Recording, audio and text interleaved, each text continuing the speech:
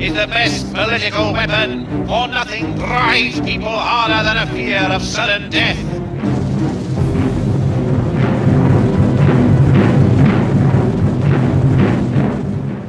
(1933).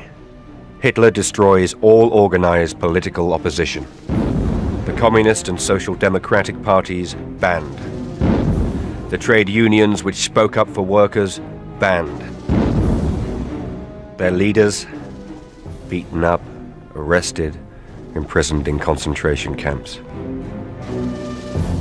At a stroke, Hitler had made powerless those men and women most likely to lead protest against him.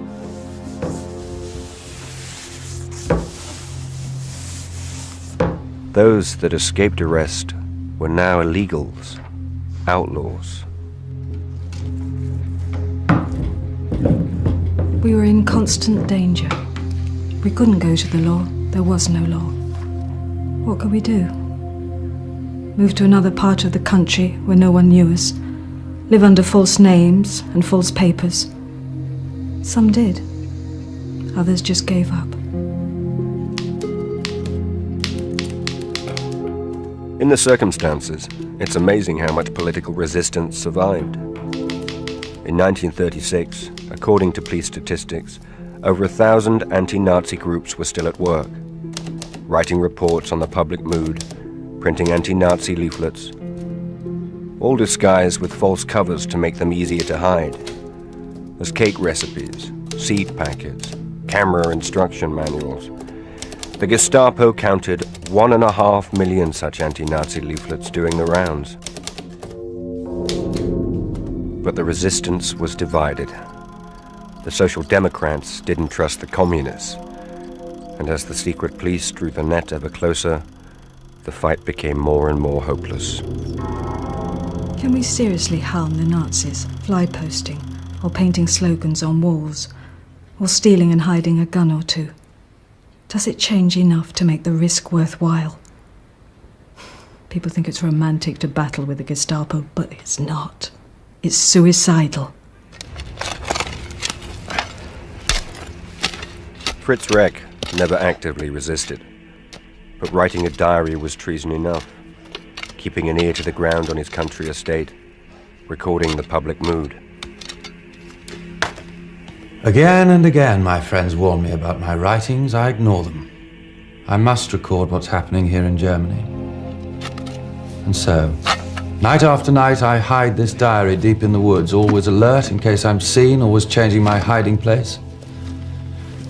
Do you have any idea what it's like to live like this? No human rights, always under threat that someone might turn you in at any time. And this total, desperate lack of opposition, it's that more than anything that makes our life here so unbearable. At most, all those like Reck could do was lodge a quiet protest. There were ways. The Nazis wanted conformity, everyone doing the same, flying the flag, saluting, using the correct Nazi greeting. Heil Hitler! Heil Hitler! Heil Hitler! Heil Hitler! By breaking the rules, Heil Hitler, Professor. Grüß Gott, Frau Troops. You could quite spoil a Nazi's day. Or equally dangerous, there were Nazi charities like Winter Relief. Refusing to give could result in arrest, but people took the risk. Heil Hitler! Shoo! And then there was humor. This innocent-looking brown shirt songbook disguised a gag sheet. Joke after joke at the Nazis' expense. A man with an achy tooth went to a dentist. The dentist said, "Open your mouth." The man said, "Open my mouth? In front of a stranger? You must be joking."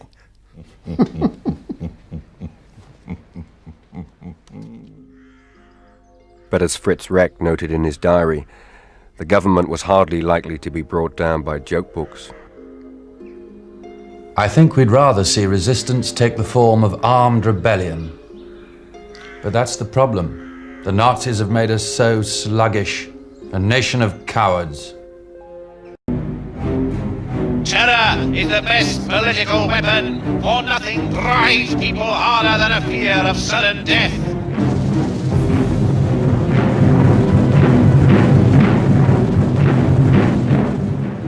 1933.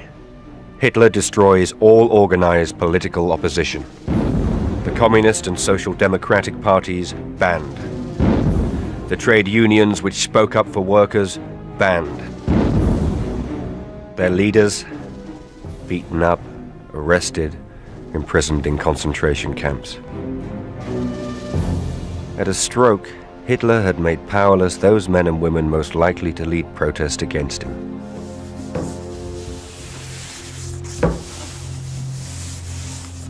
Those that escaped arrest were now illegals, outlaws. We were in constant danger. We couldn't go to the law. There was no law. What could we do? Move to another part of the country where no one knew us? Live under false names and false papers? Some did. Others just gave up. In the circumstances, it's amazing how much political resistance survived. In 1936, according to police statistics, over 1,000 anti-Nazi groups were still at work, writing reports on the public mood, printing anti-Nazi leaflets, all disguised with false covers to make them easier to hide, as cake recipes, seed packets, camera instruction manuals. The Gestapo counted 1.5 million such anti-Nazi leaflets doing the rounds. But the resistance was divided. The Social Democrats didn't trust the Communists, and as the secret police drew the net ever closer, the fight became more and more hopeless. Can we seriously harm the Nazis, fly posting, or painting slogans on walls, or stealing and hiding a gun or two? Does it change enough to make the risk worthwhile? People think it's romantic to battle with the Gestapo, but it's not. It's suicidal. Fritz Reck never actively resisted, but writing a diary was treason enough, keeping an ear to the ground on his country estate, recording the public mood. Again and again, my friends warn me about my writings. I ignore them. I must record what's happening here in Germany. And so, night after night, I hide this diary deep in the woods, always alert in case I'm seen, always changing my hiding place. Do you have any idea what it's like to live like this? No human rights, always under threat that someone might turn you in at any time. And this total, desperate lack of opposition. It's that more than anything that makes our life here so unbearable. At most, all those like Reck could do was lodge a quiet protest. There were ways. The Nazis wanted conformity, everyone doing the same, flying the flag, saluting, using the correct Nazi greeting. Heil Hitler! Heil Hitler! Heil Hitler! By breaking the rules, Heil Hitler, Professor. Grüß Gott, Frau Trutz. you could quite spoil a Nazi's day. Or equally dangerous, there were Nazi charities like Winter Relief. Refusing to give could result in arrest, but people took the risk. Heil Hitler. Shoo! And then there was humor. This innocent-looking brown shirt songbook disguised a gag sheet. Joke after joke at the Nazis' expense. A man with an achy tooth went to a dentist. The dentist said, "Open your mouth." The man said, "Open my mouth? In front of a stranger? You must be joking."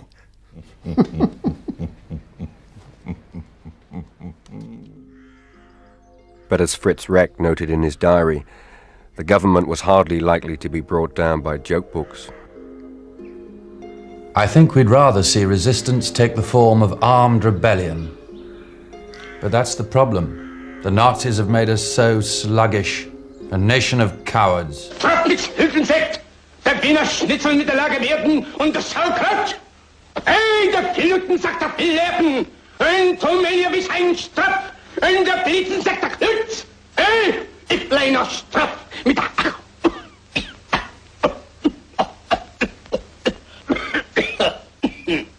Ballone. Ballone, was ein Strick.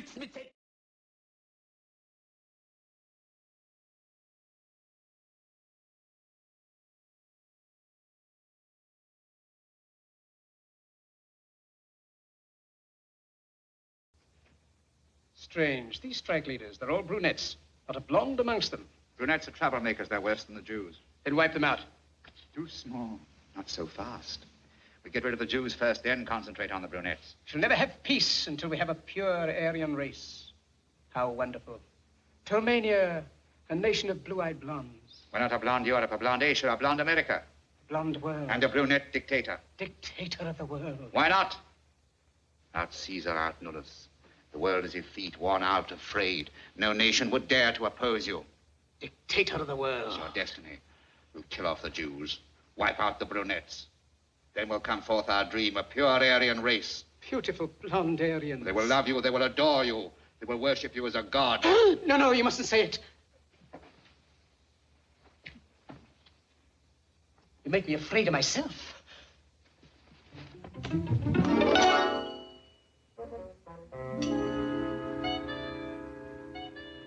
Yes, dictator of the world. We'll start with the invasion of Austerlitz. After that, we won't have to fight, we can bluff. Nation after nation will capitulate. Within 2 years, the world will be under your thumb. Leave me. I want to be alone.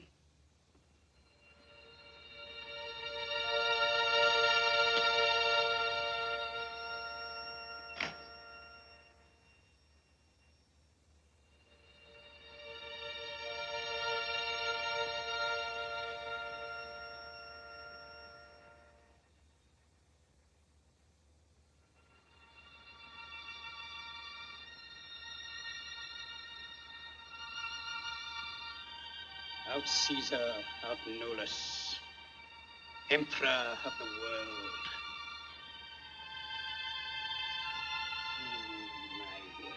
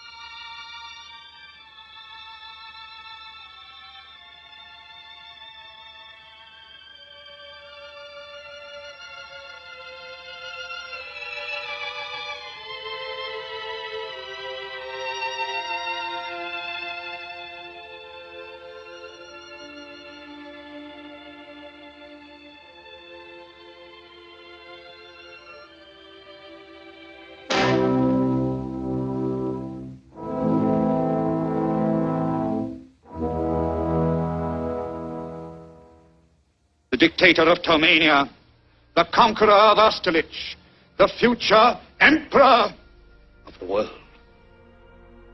Speak. I can't. You must. It's our only hope.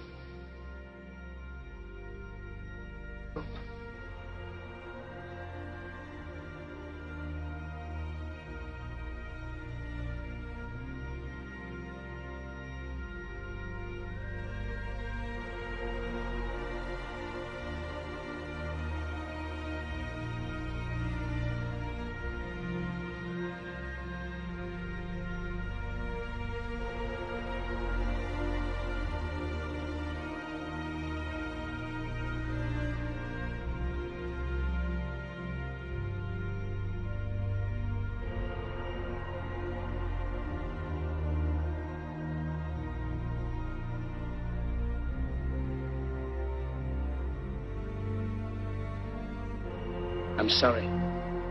I don't want to be an emperor. That's not my business.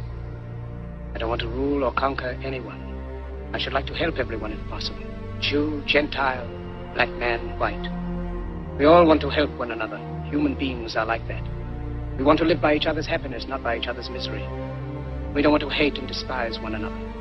In this world, there's room for everyone, and the good earth is rich and can provide for everyone. The way of life can be free and beautiful, but we have lost the way. Greed has poisoned men's souls, has barricaded the world with hate, has goose-stepped us into misery and bloodshed. We have developed speed, but we have shut ourselves in. Machinery that gives abundance has left us in want. Our knowledge has made us cynical, our cleverness hard and unkind. We think too much and feel too little.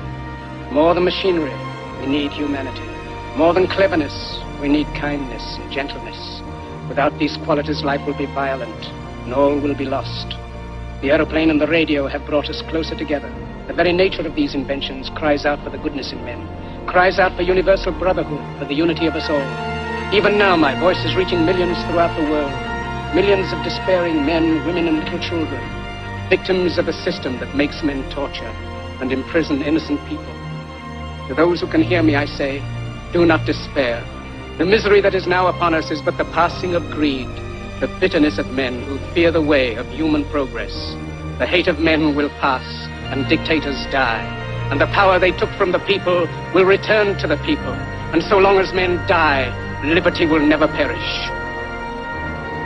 Soldiers, don't give yourselves to brutes, men who despise you, enslave you, who regiment your lives, tell you what to do, what to think, or what to feel, who drill you, diet you, treat you like cattle, use you as cannon fodder.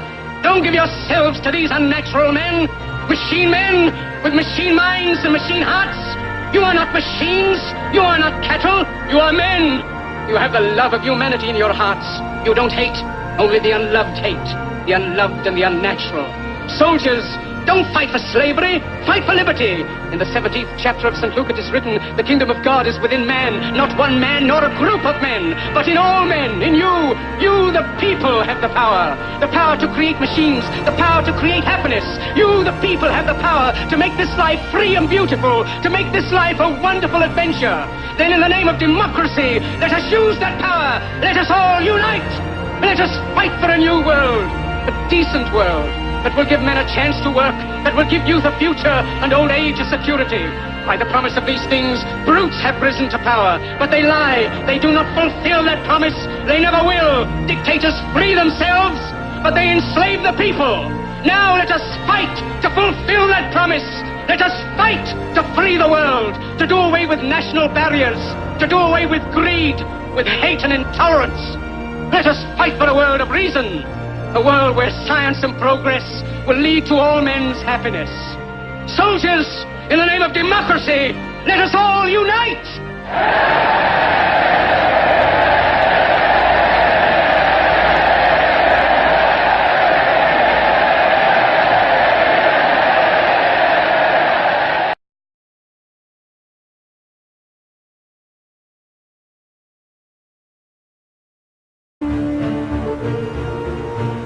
In post-World War I Europe, secrecy between paranoid nations becomes paramount.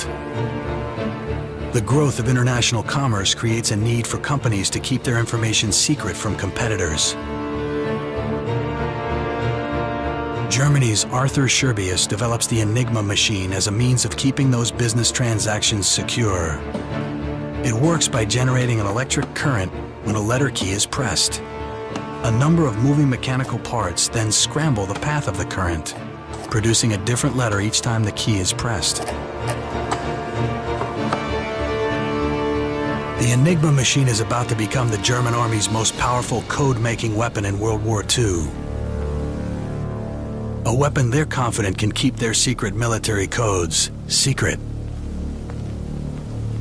Arthur Scherbius had invented a machine which, if you gave the machine to the enemy, even if you gave the machine to the enemy, there would be so many complications, so many possibilities that you could not, in reasonable time, decipher the message.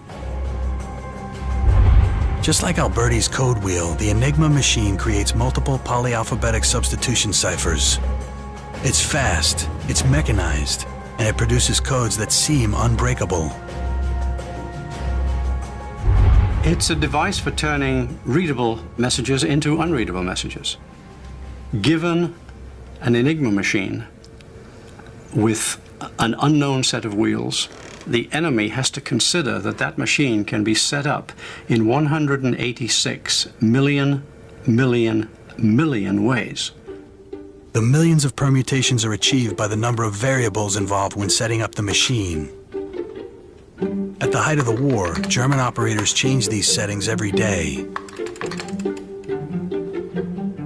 They placed the rotors in a specified order from left to right. The rings that allow the rotors to turn are repositioned daily, as is the patch panel of cables electrically linking one letter to another. These variables make the Enigma encryption virtually immune to frequency analysis.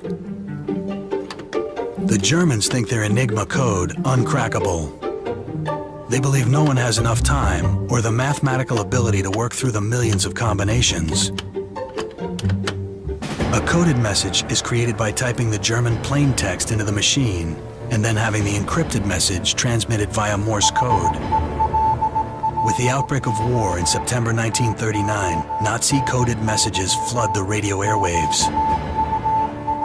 At the same time, British military intelligence is in the process of setting up the most secret place in wartime Britain, a place it hopes can crack the Enigma code. Bletchley Park, 50 miles north of London, becomes known as Station X. It's staffed by a hand-picked team of mathematicians and graduate scholars, including Alan Turing, one of the founding fathers of modern computing. Turing and his team are under extreme pressure to come up with some way, either mathematical or mechanical, to crack the Enigma code.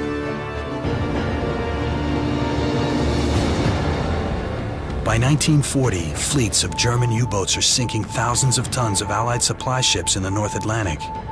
The U-boats are receiving their orders by Enigma-coded radio messages.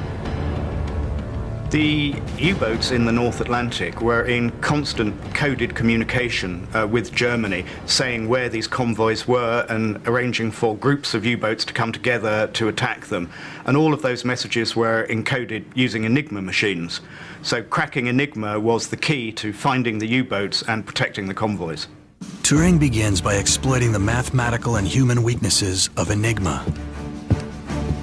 Because the machine cannot encrypt a letter as itself, Turing eliminates thousands of letter permutations. Combine this inherent flaw with the fact that lazy or tired operators sometimes forget to change their personal settings each day, and this lowers the odds further. But it's the daily weather forecast that gives the British their first major breakthrough. Every day the Atlantic weather is broadcast from the U-boats, and every day it follows the same format: wind speed, atmospheric pressure, and temperature. Seeing the same message layout each day gives Turing the idea of using what he calls cribs, educated guesses to what at least part of the message might say. This is a crib in German of a weather forecast from the Bay of Biscay region. The received encrypted message is placed against the German plain text. If any letters match up with themselves, S's as S's, V's as V's, then the crib is wrong, as Enigma can't encrypt any letter as itself. So they slide the message along until they find no matches.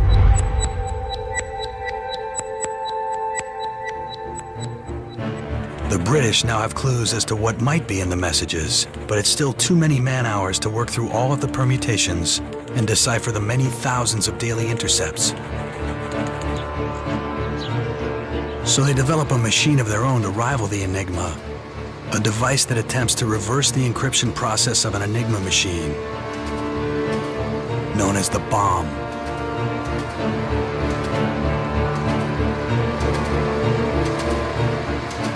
It operates like a search engine, number-crunching possible solutions to fragments of encrypted text.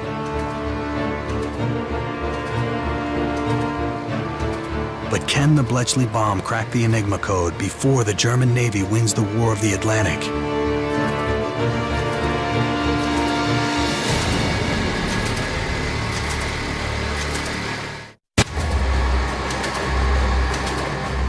The British code breakers of Bletchley Park now have a weapon to defeat the Nazi Enigma machine. The bomb.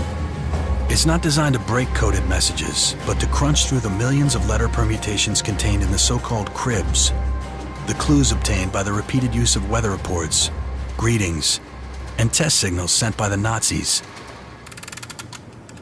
The operator sets each drum into position according to the enciphered crib text they're testing. As the machine operates, it generates intermittent electrical circuits that run through every possible Enigma setting.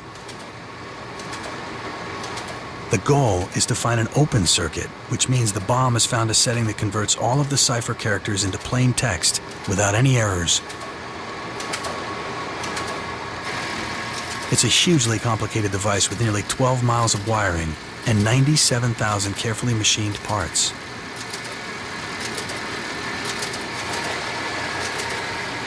This bomb has been reconstructed from plans and drawings over the past 16 years. Back in 1943, Gene Valentine was one of the bomb operators at Bletchley Park, working under the strictest security. Here in Bletchley, we had 5 bombs, and there were 2 people to each bomb, so there were 10 of us on a watch. And apart from them, you did not talk to anybody about your job. The minute you walked out of the bomb room, got in a vehicle to go back to wherever you lived, you didn't think or talk about it at all.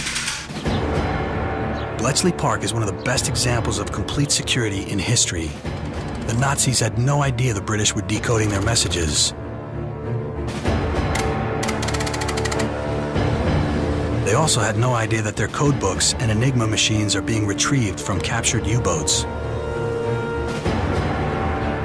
Turing and his team are working around the clock, cracking Enigma messages from U-boat positions to the location of reinforcements and feeding this information to the Allies. By 1945, there are over 300 bombs in operation on both sides of the Atlantic. The days of the Nazi Enigma are numbered. The cracking of Enigma and the intercepting and decoding of Nazi messages shapes the outcome of many campaigns and battles of World War II, including D-Day, Alamein, and Anzio.